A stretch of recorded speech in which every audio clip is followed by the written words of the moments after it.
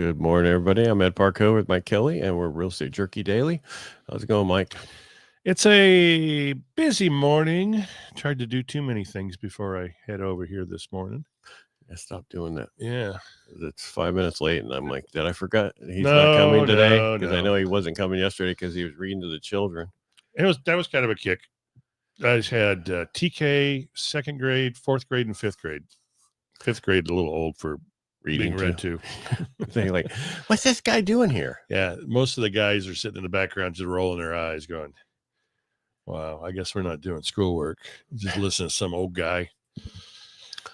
Well, at least, did our civic duty. Yeah, that's right.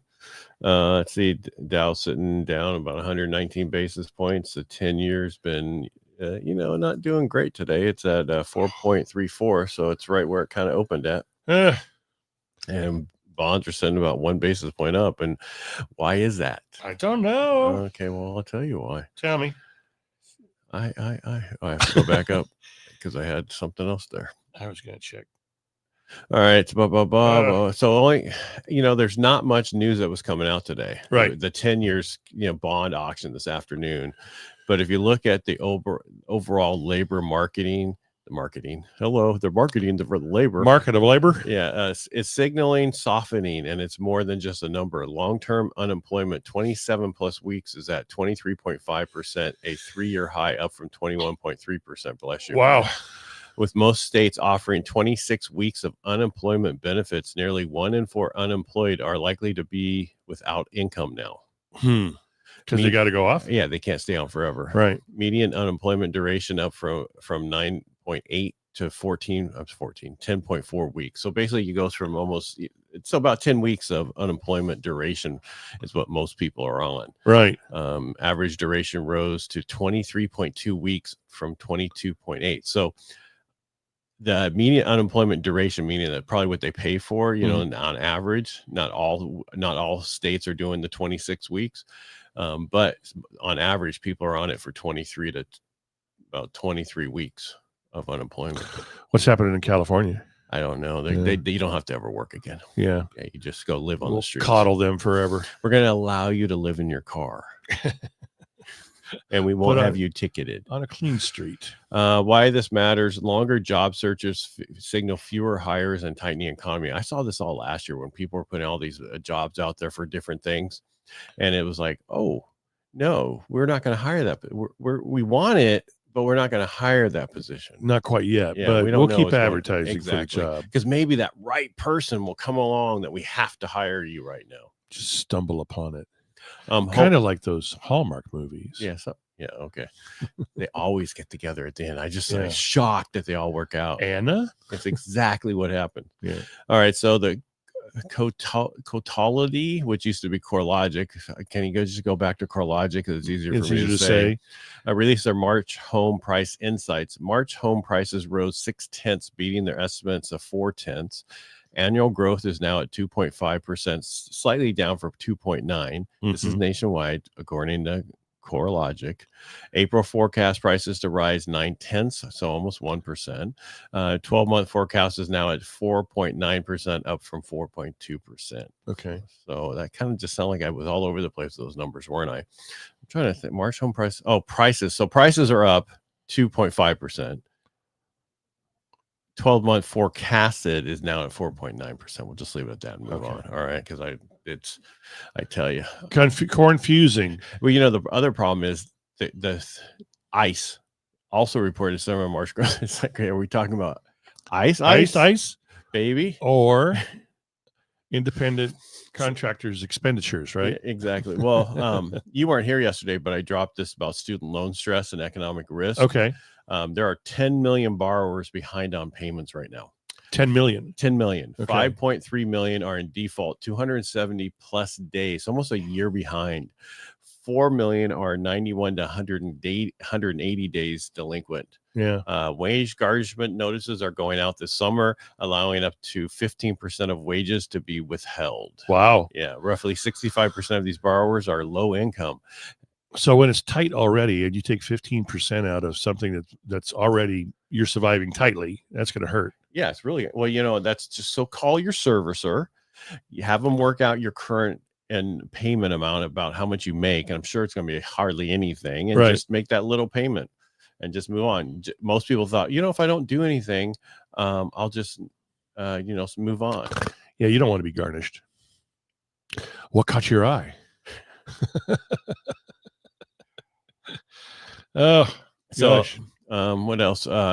I talked about inventory yesterday. You weren't here on that. Inventory went up another 15,470 units. So we're at 744,225. We are creeping upwards. Well, that is the highest inventory since 2022.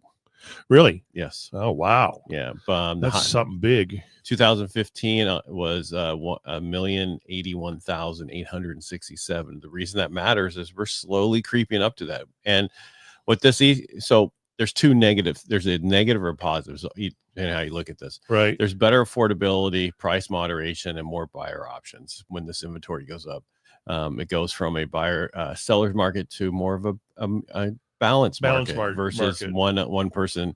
This is how we're going to control. But the tighter it is, the more people are fighting for houses, right? And so what do we do? Increased. I'm trying to see how many active homes on the market in California. We're up quite a bit. So beginning of the year, we were at 90,000. And then near the end of the first quarter, we were at like 76,000. We're now at 149,188 active homes in the state of California. I want to know if you could check by tomorrow for Florida. I'd like to know what that number is to see how many are there. So if we have 700,000, so that means 1/7 of all inventory is in California. 1/7. Well, it's 10% of 74,000, right? So it's more than that. So it's about 7, right? You said 100 and how much? 149, 128. And it was a quick load number. All right. Get your calculator out, make it right. But got some major fashion news though, when you're ready. Wait a minute. I'm going to give you inventory in Florida right now. And it's just single family homes. I know. I want to know the 182,589. I want to know condos. Let's say all homes. Okay, go ahead. What's the fashion news? So home, which is the Hispanic, it's abbreviated for the Hispanic chamber thing, but it's not a chamber thing. I forget exactly what it's called. Hold on, let me see if I can find it over here. Here it is. Hispanic Organization of Mortgage Experts. Ooh. In a move to blend fashion with functionality, Home has introduced a La Reina, a shoe crafted especially for women in the mortgage industry. Designed in collaboration with Alive Shoes and manufactured in La Marche, Italy, La Reina offers comfortable yet stylish alternative to traditional footwear, aiming to meet the demands of professionals who constantly sit on their ass. I'm just kidding. It says constantly on the move. I mean, come on. How many people are flying all over the place? Nah, that's only been the movies and stuff. Yeah, well, I'm like, oh, okay, there you go. So now you have all these shoes for women in mortgage, and there's hardly anybody left in it. So they should sell about 1,000. Okay, you ready for homes and condos? Well, I want to know condos. Well, we were at 182, which is homes, and now we're at 245,574. So about 60,000. Yeah. Yeah. Well, that's not too bad. Yeah. I think they're missing some because originally it was 133,000 of them were having problems. Well, maybe they got some sold or they blew away. So here's a question for you. When should you share your opinion on a property with your buyers? Why are you laughing? Buyers will ask me that all the time. What do you think? And I said, well, okay, what boxes is this home checking off? What boxes do you have? We usually try to have some boxes to check off before we go out and look at property. Well, it's not checking off any of the boxes I talked about, but I really like it. Well, okay, how about the neighborhood? Well, I really like the neighborhood too. Well, then you should buy it. Yeah. Because I'm not going to live with you guys, and my opinion really doesn't matter. I'll tell you whether or not you're potentially buying in a neighborhood that's not going to give you much of equity along the years. If it's a neighborhood that is spiraling downward or in transition, if it's in transition, and it's going from non-owner occupied to owner occupied, you're doing yourself a good favor by buy in one of those neighborhoods and you'll be able to ride the wave upward in value. But, there's so many things to look at. Yeah, well, the bottom line is basically you can't share anything, demographic data on neighborhood Right. about race, religion, disability, and other protected classes, whether or not you should live in that district because of that stuff. But and you got to be careful of taste. Everybody has a different taste, so you might not like the style of it, but that's not for you to do. I told you the story where I had previewed the property and the property smelled horrible. But it checked off a lot of the buttons. So I thought, they'll fix it up. It'll be nice. And so I showed it to them anyway. And I made sure I just stayed quiet. And I opened the door. I stayed quiet. Didn't say a damn thing. They walked in. They took a deep breath. And they said, "We're home." Yeah. And I thought I could have screwed that up so many ways. And they were home. And then, through the years when I would visit them, the place smelled great. It really didn't smell bad at all. I don't know what it was about that smell that made them feel like they were home. It smelled a little bit like ass. Oh, ass. I'm just kidding. Kitty litter, dog poop, and dead skin. Oh, wow. That's a nice combination. It's called La Poo. Yeah. So basic bottom line is you have to talk to them about Look at this. major things, but not little things. Alvina's cracking up. Yeah, she's smiling. I saw her like everything. Dead skin. Ooh, she says. Yeah. Well, I walked into one person's house and all I smelled was animals. And I told them, you want to sell this thing, you need to clean all this stuff out. Yeah. And they actually threw couches out, threw this out, did different things with cat litter boxes. They had bunny rabbits upstairs in the family room upstairs on the loft. I'm like, get that out of here. Stuff. Yeah. Get that stuff out of here. Well, yeah, when you're on the market, you have to live differently than when you're, you bought the home and closed escrow. So yes, living in a fishbowl. Very much so. And so I just thought I'd throw in a couple things since we didn't have any real news today. Yeah, there was some good news. Yeah. So bottom line, keep your opinions to yourself. Only give the facts. Oh, damn. Yeah. That's basically what they're saying. You got to be careful. I became a realtor to share my opinion.